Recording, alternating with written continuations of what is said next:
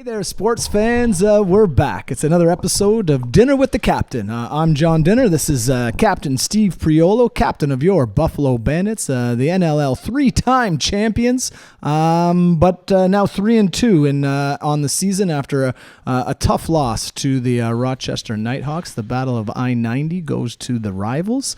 And this episode is brought to you by our friends, as always, from Signature Lacrosse, helping grow the game across North America.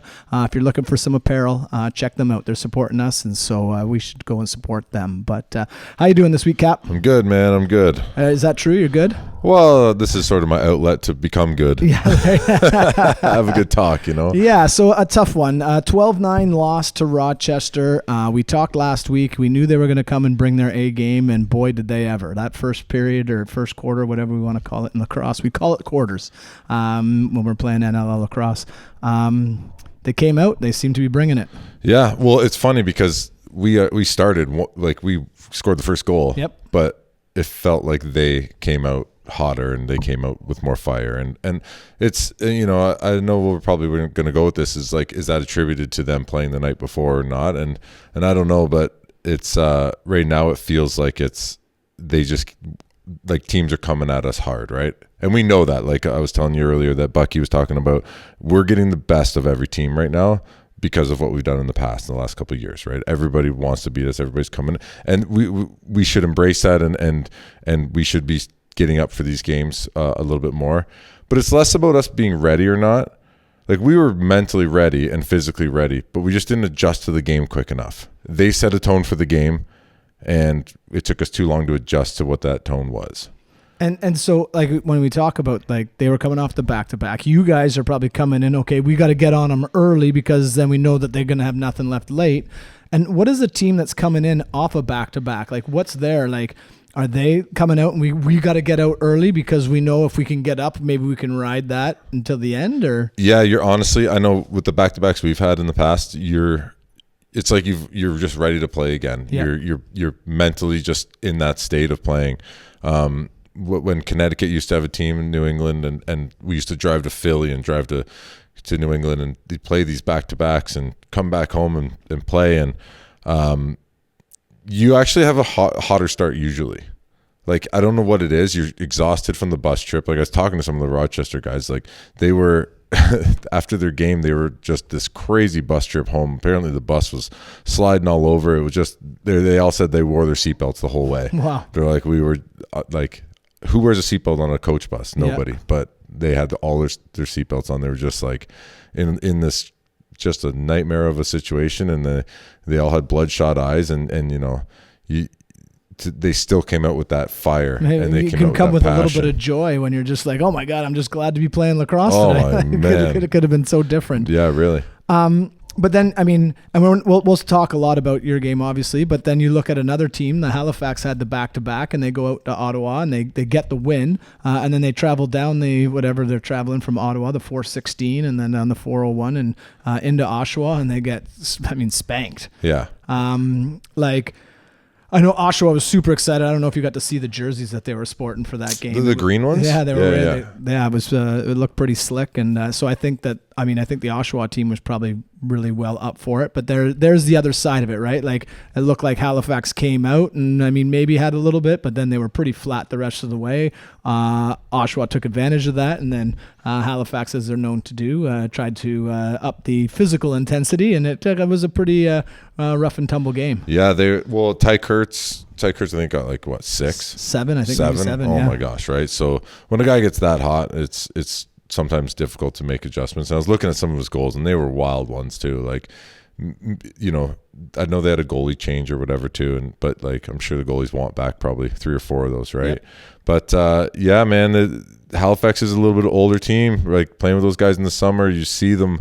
You see the way they're moving later into the season and on the back-to-backs and things. So I think the back-to-back affected Halifax a lot more, obviously, than it affected Rochester. Rochester's this young, full of energy team that came out just guns a-blazing, and Halifax, obviously. And seemingly right in the back of their new guy, right? Big Zed Williams. Yeah. He just sort of, to me, seemed to set the tone. He wasn't necessarily in on everything, but that guy is, man, he's a force, eh?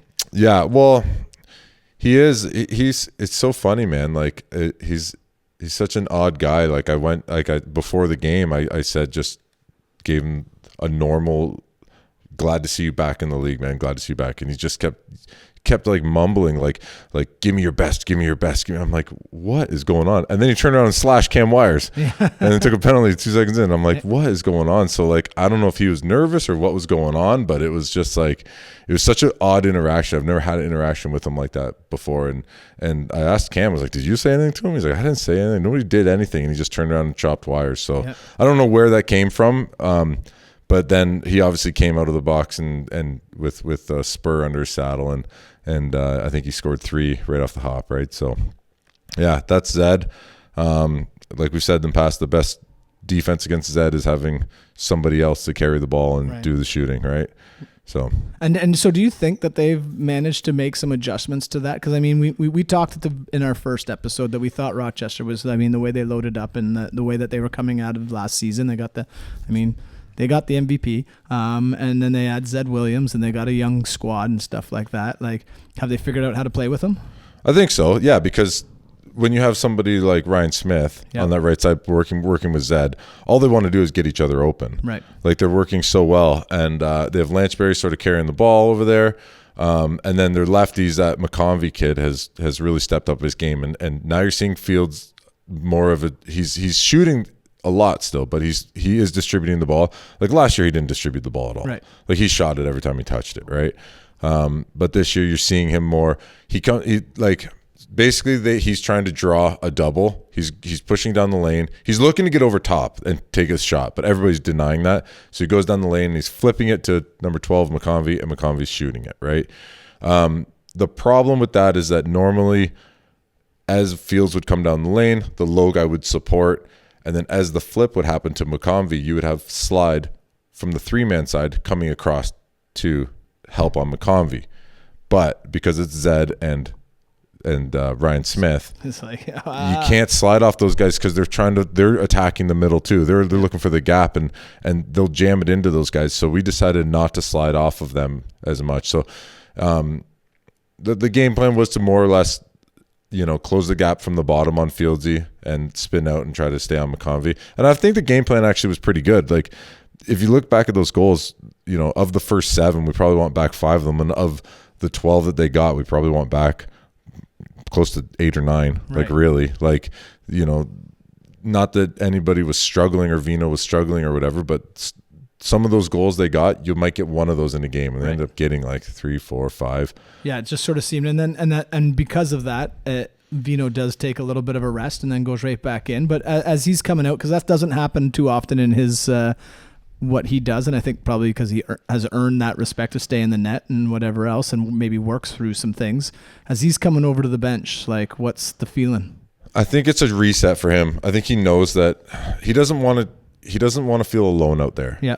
Right. That's the thing with goalies is when they get scored on, the camera goes on them and them alone, or the guy that scores, but it comes back. It ends up on the net, right? So that feeling of being scored on must feel lonely, right? So that's why we come together with him. We reset, right? And that's what Vino needed in those moments. There was Steve Orleman just had to go in for a minute, and that gave Matt a chance to sort of just reset and go back out and play the rest of the game. Yeah. Are you able to are you guys looking at him in the eye and seeing what he needs, or are you guys kind of sheepishly knowing that man, we know it's coming down to you is because the ball goes past you, but none of those are your fault. That's exactly it. That's right? Exactly it. That's all my messaging is to him is legitimately sorry, we got to be better. Yeah. We got to be better. They're shooting around us. They're shooting through gaps. They're taking shots that he doesn't want to see.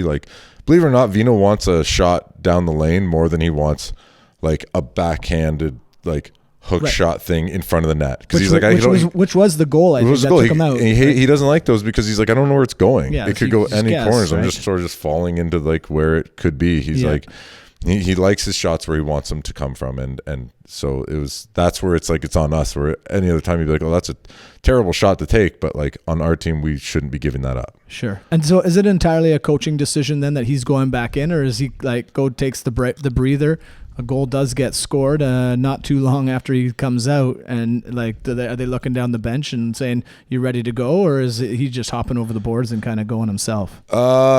Because, I mean, he's kind of earned that in one regard, right? Like with the team, but at the other side, like he's still a team guy. Yeah. The thing is, so it was coincidence that they scored and sort of a minute had gone by, and then it was an easy change. Yeah. If Orleman stays in there for 2 or 3 minutes, and doesn't get scored on, I think he still gets pulled, and you put Matty back in at the next sort of like convenient time, even if you have to hold the ball and do a change on the fly. Sure. He's going back in. Probably the idea was like to the next kind of TV timeout, right? Like it was like almost a way to like, okay, let's buy some time before the draw here, get the goalie change, and then we've got a TV timeout coming up in a little bit. We'll get Vino back in, but then the goal gets scored and the next sort of natural reset, right? Sort of thing. So it's.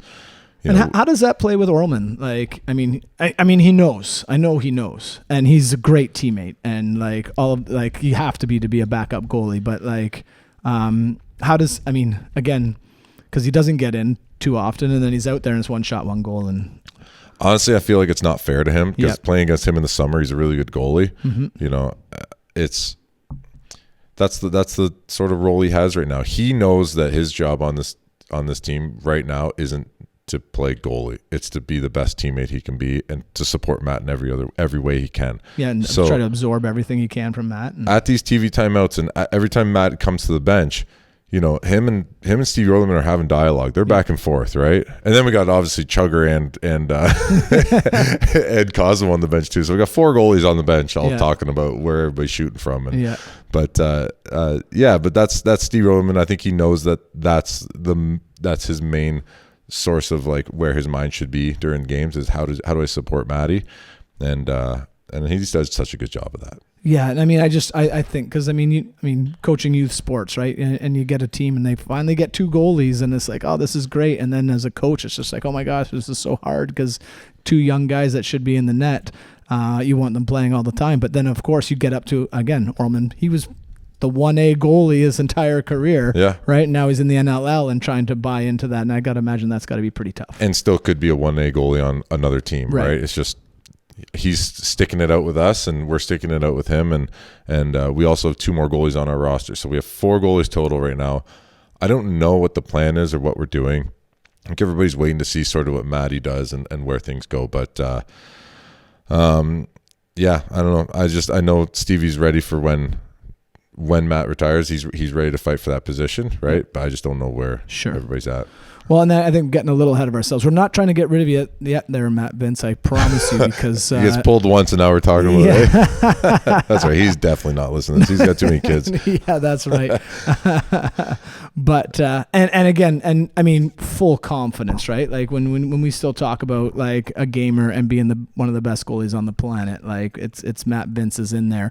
And again, we talked about it last year, and again, it'll be something that we talk about next when he's finally done, is where he actually falls amongst the greatest of any lacrosse player, any position of all time, because he's done some pretty magical things. Dude, on that note, before we move on, we were talking about it on the bus ride home about obviously away from Bucky. We weren't talking about this, but we were talking about like who do you think might be, it's hard to come up with guys on the top of your head, but who do you think might be like sort of like that best like off-ball player? Yeah. Right? Because like everybody wants to carry the ball. So if you think of like Josh and Dane ball carriers, right? I don't know about Dahoka where he lands on that because he can kind of do both. Well, and he's still young. He's still young. Like he can carry the ball. He can run the top of your power. But right now he's doing such a good job at like creating space and opening things up. But when I think about like a longevity of a career and like what Bucky's done and how he moves at and whatever he is, continues to do it. 5'2", 130 pounds.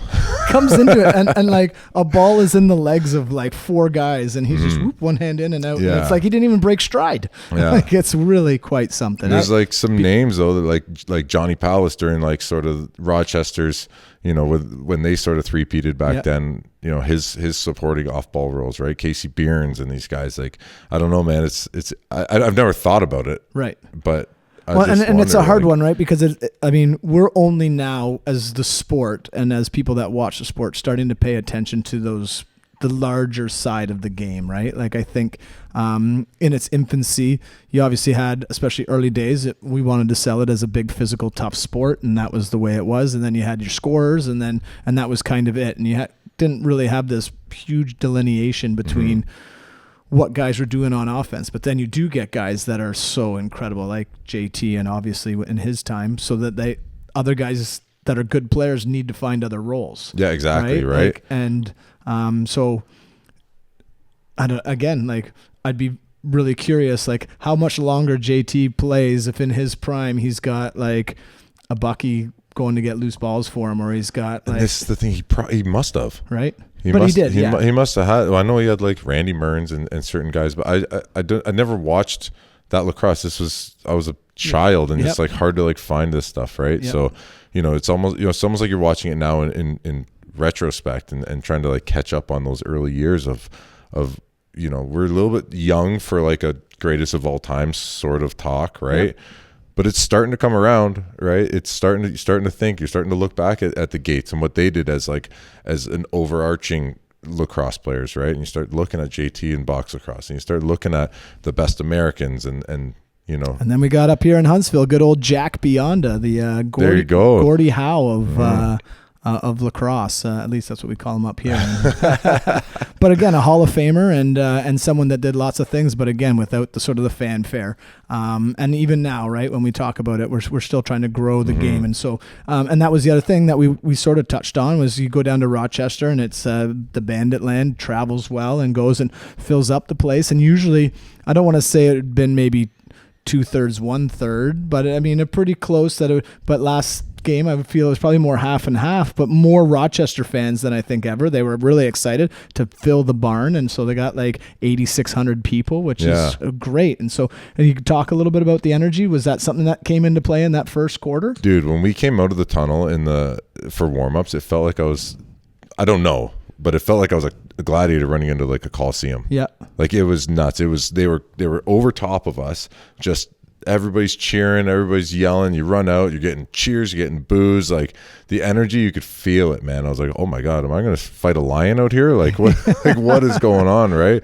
And so honestly, man, Banditland travels so well, and they were so loud, but you could feel there was like tension and it translated to the game too, right? When Fields scores that goal and he's just like screaming in my face, just and I was like, "What are you doing?" Like, one goal. This is one goal. It's tied 1-1, and you're like losing your mind over this. And like it wasn't just like one scream of like, "Yes, I scored a goal." It was like he kept coming at me and like screaming, and I was like, I didn't literally at that point in the game, like I hadn't slashed him or dirtied him or done anything that would have like constituted that. This is just the energy they came out with Zed slashing guys off the line and him screaming in my face, and just it was so bizarre, right? But then at the same time, not to get off the Banditland thing, but at the same time, it was like they were playing so rough. They played with off-ball slashes and clutching and grabbing and holding, right? With the focus calls of the year. Yeah. And they were getting away with that. And that's where I was talking about earlier, where it's like it took us too long to adjust to those rules. Obviously that the referees were letting that go, off-ball slashes and holding, right? But then it was so annoying, man. Like they were like also complaining to the refs about us. And we're sitting there going like, we're not even playing the same game you guys are playing. You guys are slashing off ball. Like one of their guys like punch checked Bucky and then speared him in the face and then complained to the ref that Bucky's setting moving screens. And Bucky's like, what is like you just speared me in the head. And now it is the constant battle, right? Is trying to win the favor of the. But I honestly, dude, I feel like that. Like I know all those guys. Like I feel that came from like them being tired, like mentally, like they just couldn't control their emotions, right? And they're trying to manufacture some energy and trying to like almost like that guy, like I don't know. You see the AWA wrestlers now, and they smash their heads. Yeah. That's sort of like what. Yeah, and it just took us way too long to adjust. Like. Again, it was 7-5 after half, but I thought we had a really good, next couple. They still scored some goals, but I thought we played really well. But I mean, it really settled down, right? And I mean, and it looked like kind of going into half that you might have a little bit of the momentum going your way because you kind of come back from being down 7-3, and so it was. But it's just sort of seemed they just had an answer just when it seemed like you guys would go on a run and they'd pop back too, right? Yeah. And then Mickey got 2 called back just for stepping in the crease, right? Yeah, those are tough. Which is uncharacteristic of him. It's like honestly, they weren't even close. He was like in the crease. I was Yeah, like, yeah, what? and Like that's so uncharacteristic. Well, of and him. I would think in both situations there wasn't much.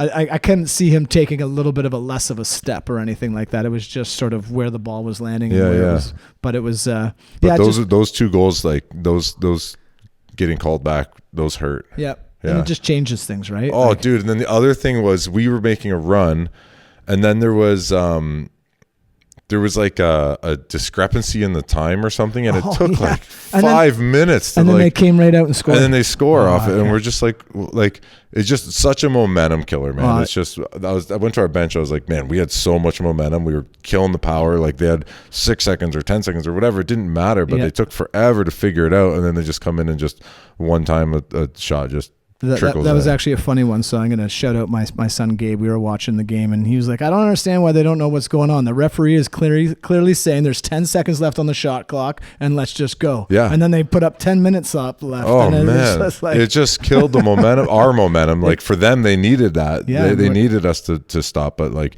it just crushed. It felt like it crushed our momentum, that goal. And when they scored, Gabe threw his hat down and was just like, dude, ah! Exactly. That's the way it sort of felt to us, too, was like, like this should have been done. But there were weird things like that, man. Like one of the shot clocks wasn't working in the first quarter. Sure. Their shot clock was working. Our team didn't have a shot clock. Huh.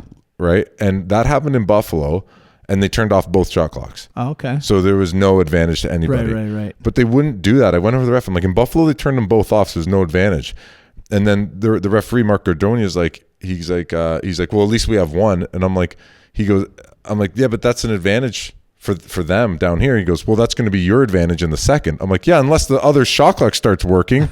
Dude, lo and behold, there was like 3 minutes left in the first, and the other shot clock turns on. Yeah, sure. And I'm like, oh, so they just had an advantage for 13 minutes. And so when that's happening, because that happens but it's a lot quieter. There's if we've got 35 people watching our games going on, but so the referee's just counting it out. Is that what's happening in? Yeah, that's what they should have done. Yeah, that's what in Buffalo what they did was they said, we're going to count down from 10 each possession. So you guys mentally count from 30 to 20, and then we're going to count down from 10 each time, just so there's no advantage to anybody. Right. And I thought that was such a great solution.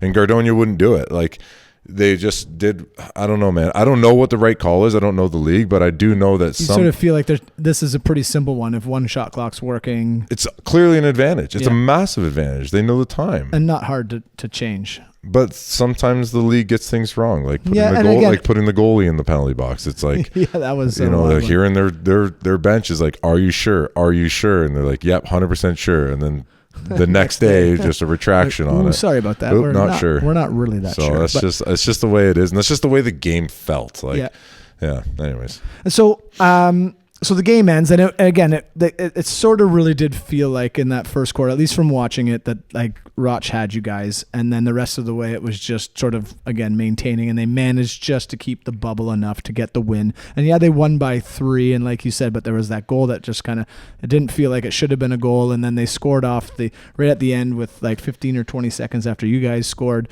when it looked like maybe there was a chance that we're getting back into it. What's the mood in the dressing room? Because last week we talked about a win that kind of felt like a loss. Yeah. You go into there and it's like, okay, we didn't start on time. Do you guys feel like you finished okay?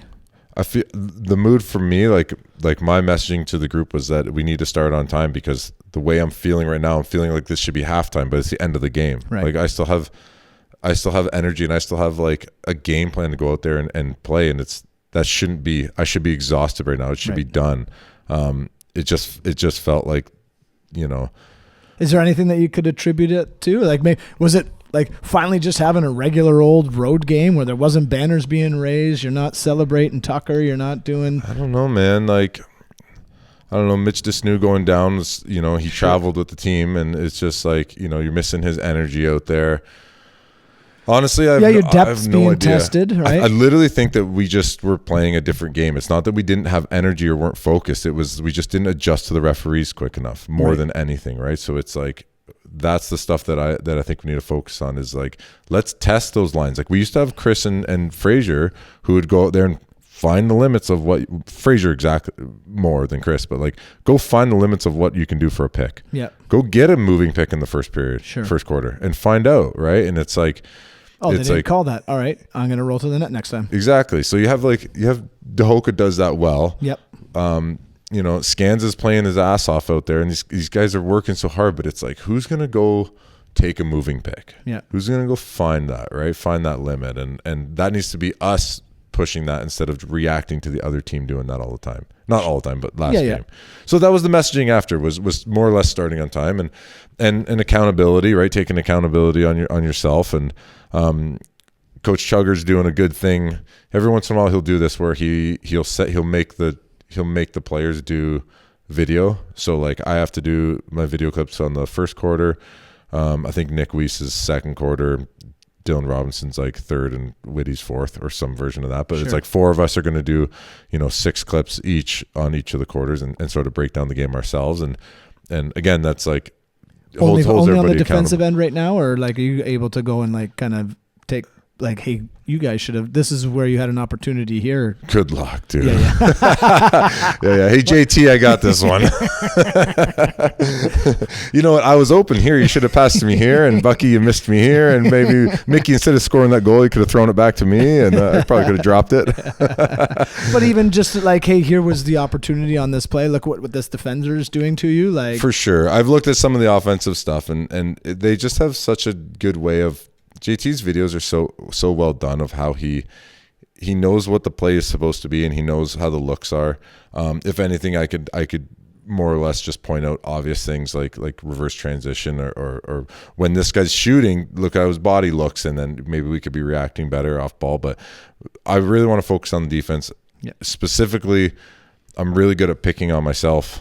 Because every shift you can pick on yourself for something. So I'll pick on myself pretty well here, and then find some of the same things maybe where I did wrong, where I screwed up. I'll find somebody else doing it correctly, and then like we can and then support everybody who's doing it the right way, and then that'll be my sort of clips. Yeah, sure. Yeah.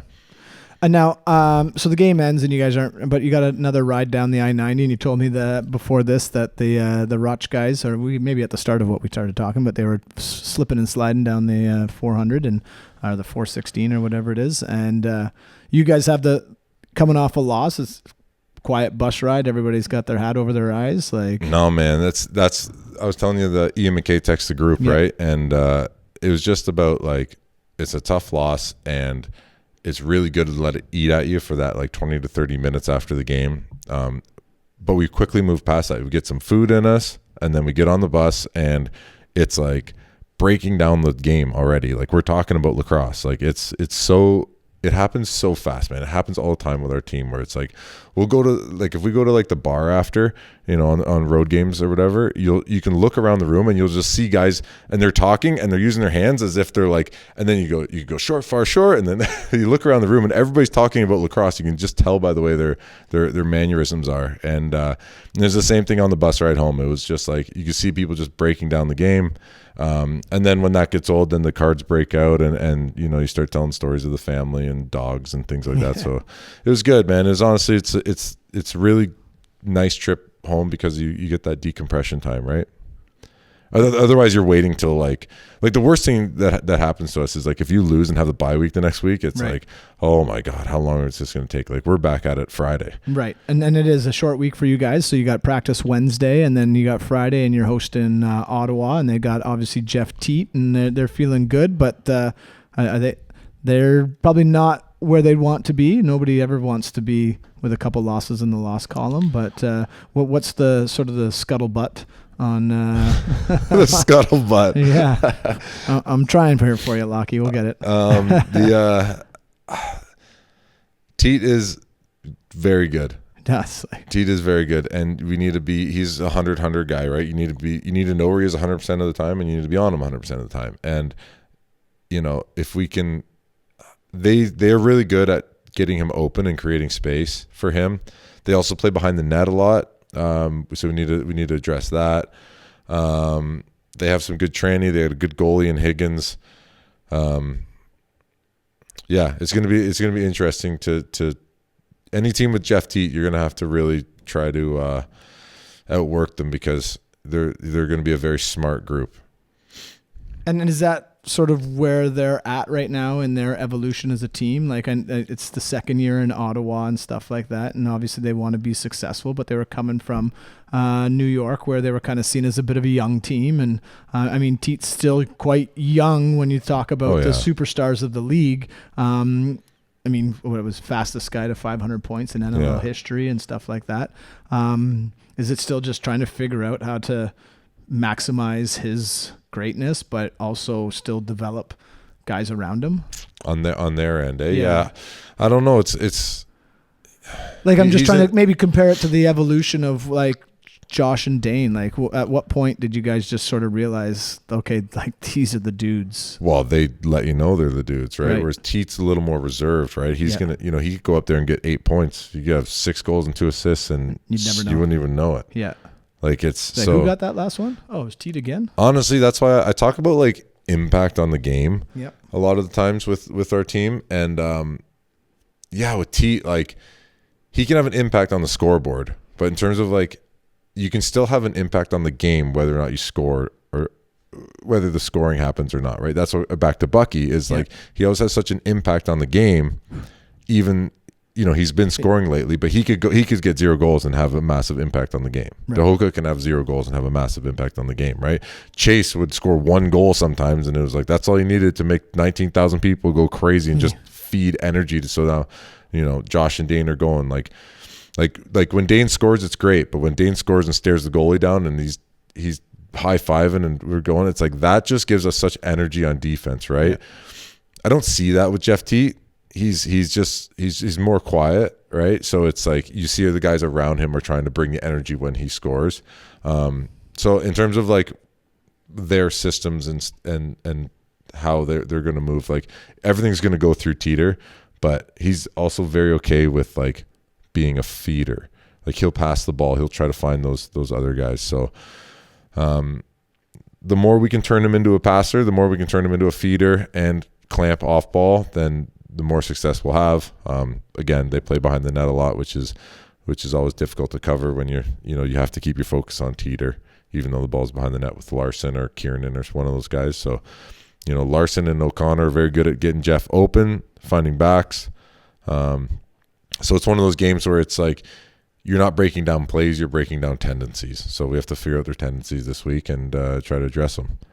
Yeah, and it's been tough. Again, a team that's gone 3-3, right? So you see some good, you see some bad, and it's, I mean, still early in the season. We're still in the first of the 6 game segments, right? Here we are. Opportunity to finish it off with a win, go 4-2, and so Bandit Land, your boys need you out there. Going to fill up the barn again at the KeyBank Center Friday night. What time we got it at? It's good. It is a 7:30 start. Sometimes you go 7 o'clock on Fridays. We've been going 7 mostly. So it's a 7:30 start on Friday night, January 16th. Fill it up. And we would be remiss to say, as we come to a close this week, that we've had the opportunity, as this podcast has grown and what have you. We've been making some appearances. I made a little halftime appearance last year in the finals, and we made it on to Devon's Motorsport YouTube channel, and it's a fun little channel. And if you Devon's Motorsport Media on YouTube, if you're into anything motorsports, monster trucks, please give it a look, a like, and even a subscribe, because he deserves it. He's got a quick little interview with me and the captain on there. That's lots of fun, and it got us talking that, hey, if you've ever got a question, if you ever got something that you want us to talk about for a little bit longer, we're here to talk life, leadership, and lacrosse, and it's been a lot of lacrosse, of course.